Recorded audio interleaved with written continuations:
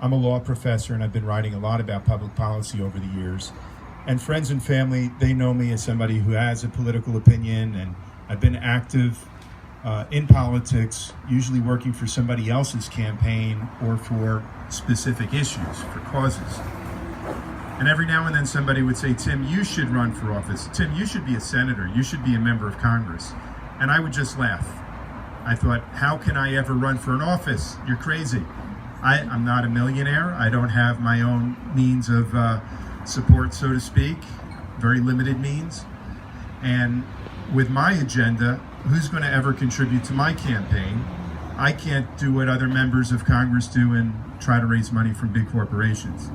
So it was just something I never really thought about seriously. And I got swept up in the moment really in 2015 and into 2016. Bernie Sanders was a big part of it, but it went well beyond Bernie Sanders. It really started with the movement against the Trans-Pacific Partnership, the TPP. And this is, I think, a movement that was a continuation of other movements that I was involved in. You could trace it back to the late 1990s with the Spirit of Seattle and the protests against the World Trade Organization. You can trace it back to Occupy Wall Street in 2011. And I was there on the front lines on those fights, and then suddenly the TPP is up for consideration. I'm a tenured law professor at the only law school in Debbie Wasserman Schultz's district. And I want to share my opinion with her staff. I want to talk to them, thank you, I want to talk to them about the investor-state dispute settlement provisions. So it sounds a little bit wonkish, but the stakes on this agreement and these investor right provisions are enormous stakes. So I call up my congresswoman's office and essentially get the brush off. I'm told to send an email to one of her aides in Washington, D.C. I do, no response. Sometime later, I try a second time, no response. I would later learn that if you've got a $5,000 check from a political action committee, you get a response. But if you're just the average citizen who wants to talk about an issue from the perspective of the people instead of a corporation, I wasn't getting anywhere. Nobody gets anywhere with this. And maybe it's not just Debbie Wasserman Schultz, maybe it's a lot of members of Congress where it's the same pattern. So I ended up going to a protest outside of her Pembroke Pines office, a protest against the TPP to try to pressure her to vote against fast-tracking it. And that's where I met a lot of folks from the Citizens Trade Campaign. Now, she was the only Democratic member of Florida's House delegation to vote to fast-track this agreement. And we start doing some research and find out that she's taken $330,000 of corporate money from groups that wanted the TPP. And we dig even further into the rest of her record. We see that she's been taking millions of dollars from the biggest Wall Street banks, the payday loan companies, the private prison companies, the private health insurance companies, the fossil fuel industry. The list goes on and on and on. She starts looking like a Republican who's for choice. I'm not quite sure how this squares with the Democratic Party that I grew up with, the New Deal tradition in the Democratic Party. So my friends in the Citizens Trade Campaign and I start thinking, somebody's got to challenge her. She's the only member in Florida's House delegation to vote to fast track this. We've got to find someone to challenge her because this is a gerrymandered district. It's overwhelmingly Democratic. If we can't find someone to challenge her in a Democratic primary, that means this incumbent can do anything she wants and get away with it. So we thought it's very important to find someone to challenge her. We start looking through the list of state legislators and local mayors and finally dog catchers. We couldn't find anyone foolish enough to go against the head of the Democratic National Committee. Enter Bernie Sanders, who is taking on this epic battle, and Wasserman Schultz herself is putting up roadblocks in the way of his campaign. And I think for me, a pivotal turning point was in December of 2015, when Wasserman Schultz and her DNC shut the Sanders campaign off from access to the VAN voter database and software. How many of you remember that? Bernie sued, and Bernie's campaign raised $1 million in one day. And at that point, I realized we have a grassroots movement in this country, and they will be there to support us. And that's the way that campaign went. We ran a fantastic grassroots campaign Bernie had one field office in all of South Florida. We opened up 4 field offices in our one district. We had hundreds of volunteers, field organizers, and deputy field organizers at the height of the campaign in the August heat and humidity, because this was a closed Democratic primary. We were knocking on 10 to 12,000 doors a week. We were calling 2,000 to 3,000 voters a week. And we were, of course, ranking them according to how we expected they would vote. Well, we ended up falling short in August of 2016, and almost immediately I start getting contacted by election integrity folks who tell me they've been analyzing the data, they have questions about the results, urging me to challenge the election. And I'm told, well, you lost by 13 percentage points, that's too much to challenge an election. And I recall saying to these political experts, what does that mean in this day and age? Can't people hack in? This is what I'm hearing from the election integrity folks. Can't they manipulate the vote through computer software? No, that wouldn't happen. That doesn't happen. It was sort of this bland assurances. Well, I ended up waiting a couple of months, so I never formally challenged it, but we put in a public records request. How many folks here have heard about the public records request we made? Not that many. So let me tell you about it, because this has become one of the most important issues I see in what's wrong with our democracy now. Under Florida law and under the Florida Constitution, we all have rights to inspect public records, and ballots are public records.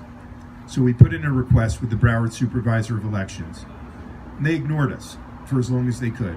For about 7 months, they were stonewalling us. Last June, I filed a lawsuit to enforce our rights under the public records law.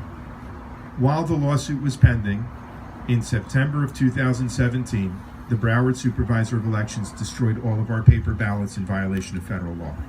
Federal law says you keep those paper ballots for 22 months. They missed by a full year just about. This is a case that's still pending. We're going to see how it's going to play out. We have a summary judgment motion.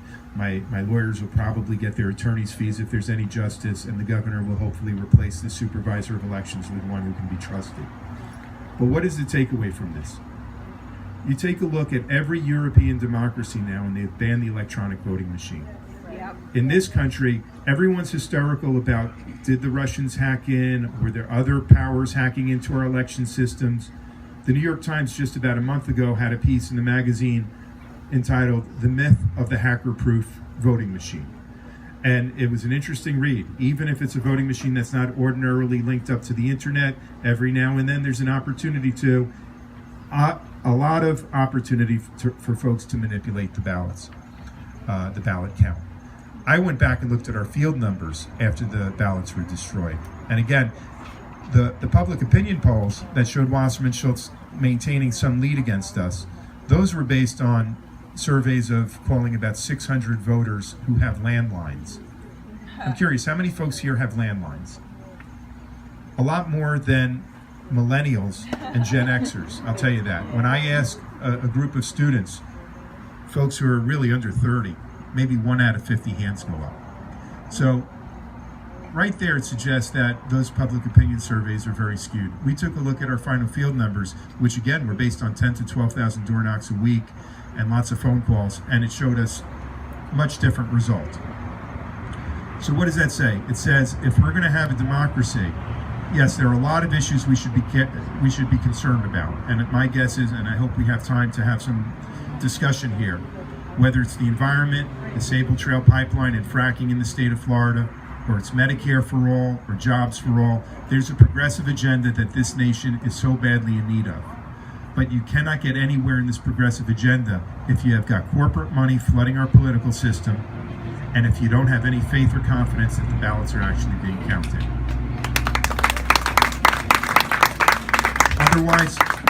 Otherwise we're just spinning our wheels, we're pretending we're doing something, and we're going to hit dead ends every step of the way. Now for me, my conclusion is we need 100% paper ballots, counted by hand in public, reported at the precinct level on election night. That's how it was in this country for 200 years. And you think about the resources that our country has and our government has. We just had a $1.5 trillion tax cut. Certainly this federal government could afford to hire whatever number are needed, 50,000, 100,000, whatever number of Americans are needed to hire ordinary citizens to count ballots on election night so that we can make sure we have transparent and verifiable elections. Now, I called on local party officials, Democratic Party officials in Broward County, Miami-Dade, in Tallahassee, state party officials, to join me in calling for an investigation of the Broward Supervisor of Elections. The silence was deafening, not a word in response. And that was among the pivotal moments in the past couple of months when I decided I'm not going to play their game anymore.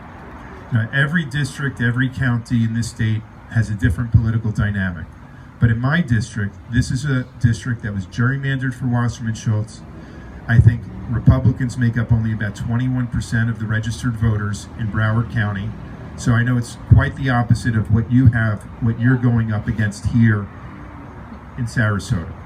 This is a Democratic machine in Broward County that has no problem in fixing Democratic primaries against insurgent challengers, against progressives, and propping up corrupt, corporate-funded incumbents. So this time we're running as an independent. We're on the ballot in November. I like our chances a lot in a three-way race. I don't think the Republicans have a chance to even come in second, let alone to win. We decided to go up to Tallahassee and to qualify in person. And part of the reason is I wanted to do this road trip. I'll tell you, anyone who's been at this for the past year or two, I'm sure can relate to this. That after a couple of years of unremitting stress and pressure and fatigue, it caught up to me this winter. I got real sick for something like 10 weeks. And I finally started getting back on my feet. And just in time to declare I was running as an independent, it was like the weight of the world lifted off my shoulders, to tell you the truth. And we're well aware that we could not have run the campaign we did last time and the campaign we are in the process of building this time, if not for all of you. That I like to say I was a mini Bernie. Bernie raised, what, $200 million plus in small donations. Our campaign last time had 209,000 times somebody went to their computer and made a donation, an average of $17. Bernie's average, I think, was $27. So I used to say, I'm the mini Bernie, but Bernie's got more hair than me. So I'm well aware that the idea and the mission of defeating Debbie Wasserman Schultz goes well beyond Florida's 23rd Congressional District. People all over the country are hungering for this change in our politics, and I know people all over the state of Florida are. Because what Wasserman Schultz has been doing in South Florida, she is part of the machine that's doing it all over this state. And I wanted to go around on this tour to visit with our supporters and to offer our support to all of you. And I'm very grateful for Mark for arranging this and for bringing in candidates like Kevin and Ruta, Olivia, and Wesley. We want to be there to help you as well. Folks ask me, what are you going to do when you get elected to Congress? And I pretty much say, there's probably nothing I'm going to be able to do unless we elect a lot more folks just like me. So Bernie always taught us, thanks. Bernie always said, it's not me, it's we. And that's what we got to remember. So when things get tough, when you feel isolated, when you're letting this mission, this progressive struggle get you down, that's the time we got to pull together more than ever. Now, there are an awful lot of issues that I want to talk about, but I'd rather open this up to a discussion and hear from all of you and respond, if that's okay with all of you.